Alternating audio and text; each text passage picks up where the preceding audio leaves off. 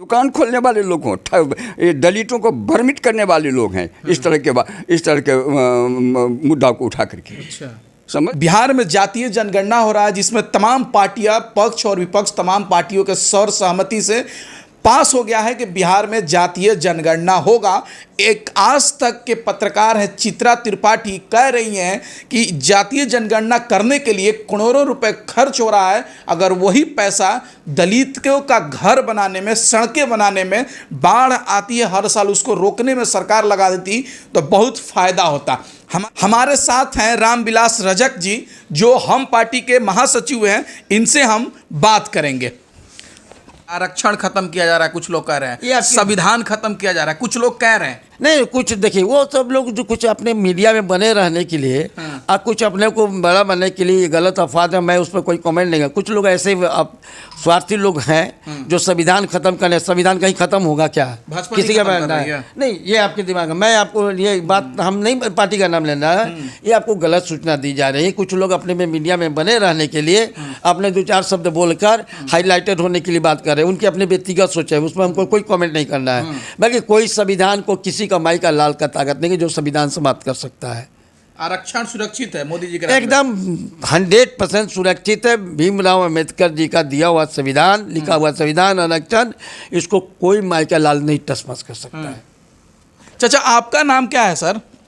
मेरा नाम रघुवीर मोची हुआ। अच्छा, तो मोची समाज से आप आते हैं? हाँ।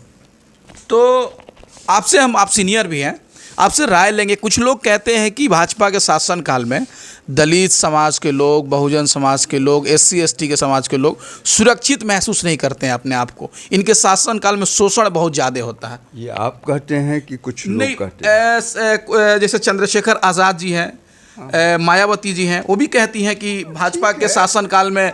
ठीक है, उन लोगों की अपनी राजनीति है, अपना वो लोग कर रही हैं, लेकिन बिहार में नहीं, पूरा भारतवर्ष में केंद्र से लेकर माननीय प्रधानमंत्री जी नरेंद्र मोदी जी से लेकर के बिहार के मुख्यमंत्री माननीय श्री नीतीश कुमार जी, अब आदरणीय श्री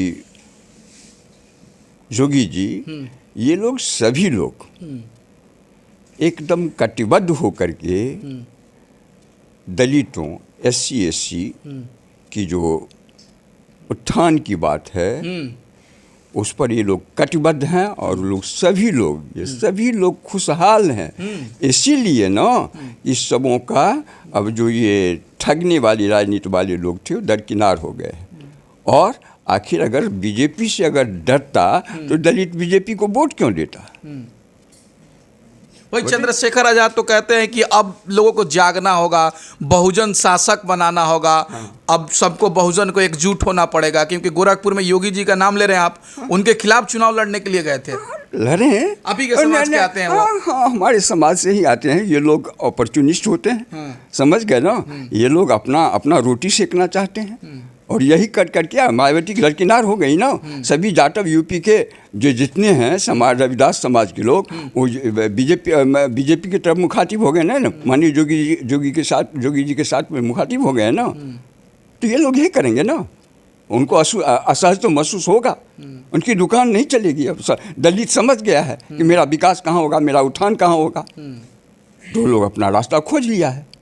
तो मतलब आपके नज़र से कि बीजेपी के शासनकाल में दलितों का बहुत विकास हो रहा है? निश्चित रूप से, चाहे जिस क्षेत्र में हो, चाहे शिक्षा के क्षेत्र में हो या आर्थिक समृद्धता के क्षेत्र में हो, सभी क्षेत्रों में। कहीं तो घोड़ी पर चढ़ने पर भी पीटा जा रहा है शादी में। कब तक ढोते रहिएगा बाबू? यही कर करके तो मनुवादी कह करके अभी आप लोग कह रहे हैं। मनुवादी कब तक बेचेगा? मनुवादी को कब तक बेचेगा? ये दुकान खोलने वाले लोग हों, ये दलितों को भ्रमित करने वाले लोग हैं, इस तरह के मुद्दा को उठा करके। अच्छा, समझ गए ना?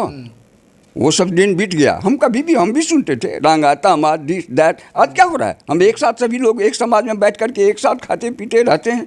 इसको कैसे कहें? ब्राह्मण समाज आपको छूत नहीं समझता? नहीं समझता। बैठ के खाते हैं? अच्छा, खाते हैं। कौन कहता नहीं खाता है? हम लोग साथ खाते हैं। योगी जी भी तो गए थे दलित के घर में, चुनाव से पहले खाना खा रहे थे। खाए हैं, बैठ करके खाए हैं। और उस पर भी लोग कहा कि जो बाहर से मंगा कर खाया और दिल्ली में खाया, तो एक बिस्तर पर तो खा रहे थे दोनों, हम देखे थे जी, खा रहे थे, कहाँ कोई आपत्ति, प्रसन्नता से खा रहे थे। यही कह रहे हैं कि आजाद समाज पार्टी चंद्रशेखर आजाद वाले की अब अरे भाई देश लोग, मध्य प्रदेश में भी दलित को सताया जा रहा है। छोड़िए ना, ऐसे कहेंगे इन लोगों की दुकान कैसे चलेगी? तो ये लोग दुकान चला रहे हैं, निश्चित रूप से ये लोग यही करते हैं। समाज के हैं ना? हमारे समाज में, हम समाज की बात नहीं करते, हम समग्रता की बात करते हैं। अच्छा। समाज में हमारे समाज के लोग, हम तो कहते हैं हम समाज की बात नहीं करते हैं, हम समग्रता की बात करते हैं। मांझी जी हमारी जो पूर्व राष्ट्रीय अध्यक्ष थे, अभी हमारी पार्टी हिंदुस्तानी अवाम मोर्चा के संरक्षक हैं, उन्होंने 2015 में ही कहा, जब इस पार्टी की गठन हुई थी, तभी उन्होंने कहा था कि सभी वर्गों में, सभी समाज में गरीब होते हैं, और यही मुद्दा था कि सभी गरीबों को उत्थान होना चाहिए। और यही उन्होंने अपना मैनिफेस्टो में लिखा था। जातीय जनगणना की बात वो तब से शुरू करते थे, तब से बोलते हैं। कॉमन स्कूलिंग की बात वो तब से करते हैं, आज से नहीं। सामान्य शिक्षा, और उस दिशा में माननीय शिक्षा मंत्री जी श्री विजय कुमार चौधरी जी पहल कर रहे हैं। आज शिक्षा के क्षेत्र में देखिए ना आप, कहाँ अब देखिए कई बार निश्चित रूप से विकास हो रहा है, नहीं निश्चित रूप से विकास हो रहा है। अब आप देखिए साक्षरता का जो दर है, उसको देखिए कितना डेवलप किया है, कितना बढ़ गया। देखिए जंग लगा हुआ रहता है ना, तो जंग छुड़ाने में बाबू कुछ समय तो लगता ही है। सर लास्ट सवाल करना चाहेंगे, एक काश्मीरी पंडित को लेकर एक फिल्म भी आया था, कश्मीरी फाइल्स, और बताया जा रहा था कश्मीरी पंडितों पे बहुत ज़्यादा अत्याचार हुआ है, और फिर मीडिया में देखने से, हम गए तो नहीं कश्मीर, अभी भी सुन रहा है कश्मीरी पंडितों को मारा जा रहा है। तो क्या मोदी जी के अभी शासनकाल में रक्षा मंत्री हैं, प्रधानमंत्री जी हैं, गृह मंत्री जी भाजपा से हैं, तो क्या वो कश्मीरी पंडितों को सुरक्षा नहीं दे पा रहे हैं क्या? ये कौन कहता है? यही तो था जी। आज देखिए कश्मीर में जो व्यवस्था है आदरणीय मोदी जी को लेकर के, देखिए मोदी जी कोई साधारण नेता नहीं है। लेकिन सर एक चीज अभी समझिए, न्यूज में तो दिखा रहा है वहाँ कश्मीरी पंडितों को भगाया जा रहा है। ये तो पत्रकार लोगों की जो है, ये आपका दुकान, आपकी जो काज है वो कैसे चलेगी? तो मीडिया ही दिखा रहा है। वही तो मीडिया वालों की बात कर रहे हैं। मीडिया वाले लोग करते हैं, मैं मानता हूँ इस चीज को, लेकिन एक बात जान लीजिए, मोदी जी ने या माननीय अमित शाह जी ने कश्मीर की सुरक्षा के लिए जितनी भी नीयत लागू की है वो सराहनीय है। और जो आप देख लीजिएगा कि कुछ दिनों में जो रास्ता अपनाया गया है, जिस तरह से वहाँ पर कार्रवाई हो रही है, पूरा कश्मीर सुरक्षित हो जाएगा। अभी कहाँ सुरक्षित है? लोग भाग रहे हैं, प्लान कर रहे हैं।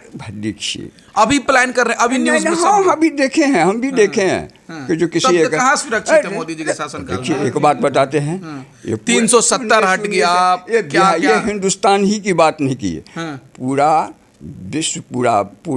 विश्व की बात कीजिए। इंग्लैंड, अमेरिका, जहाँ तहाँ हो रहा है ना, तो हमारे यहाँ हो रहा तो चल जाए। हमारे यहाँ होता क्या है कि जो उधर तुम करो इधर तुम आकर के बंद करो, उसको फांसी भी दी जाती है। ये भी देख लीजिएगा, हिंदुस्तान में फांसी भी दी जाती है, छोड़ा नहीं जाता है, इसको बख्शा नहीं जाता है, और मौका पड़ता है तो ठोक भी दिया जाता है। और इसीलिए अब आतंकवादियों की संख्या घट गई है कश्मीर में। अब आते हैं, जाते भी हैं। तो कश्मीरी पंडित लोग तो भाग रहा है। ठीक है, एक बात ह्यूमन नेचर है।